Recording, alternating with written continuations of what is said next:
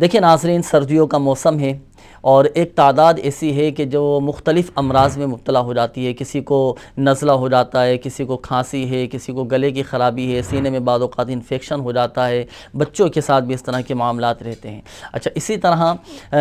بعض اوقات جسم کی جو جلد ہے یہ خشک ہو جاتی ہے، ہاتھوں کی جلد یہ پھٹنا شروع ہو جاتی ہے، پیروں کی ایڑیاں یہ پھٹنا شروع ہو جاتی ہیں، ہونٹ آپ نے دیکھا ہوگا کہ سردی میں یہ خشک ہو جاتے ہیں۔ کسی کے ساتھ اس طرح کی پرابلم ہو سردیوں میں تو دیکھیں ناظرین، اس کی بہت ساری مختلف وجوہات بھی ہو سکتی ہیں۔ سب سے بڑی اور ایک اہم وجہ یہ بھی ہے کہ سردیوں میں ہم پانی کی مقدار یہ کم کر دیتے ہیں، اور پھر ہمیں یہ شکایت رہتی ہے جسم کی جو جلد ہے یہ خشک ہو جاتی ہے۔ تو چاہے سردی ہو یا گرمی ہو، ہمیں پانی کا استعمال یہ زیادہ سے زیادہ کرنا چاہیے۔ اور ایک وظیفہ بھی میں عرض کر دیتا ہوں تاکہ سردی کے موسم میں اس طرح کے امراض، خشک جلد، ہونٹوں کا خشک ہو جانا، پاؤں کی ایڑیوں کا پھٹ جانا، اس طرح کے امراض سے محفوظ رہ سکیں، تو اس کے لیے کوشش کیجئے گا کہ سورۃ الفاتحہ، اس کا نام ہے سورۃ الشفا، ایک نام سورۃ الشافیہ بھی ہے کہ یہ سورۃ شفا دینے والی ہے۔ 3 مرتبہ سورۃ الفاتحہ اور اول و آخر 3 بار درود پاک کے ساتھ پڑھ کر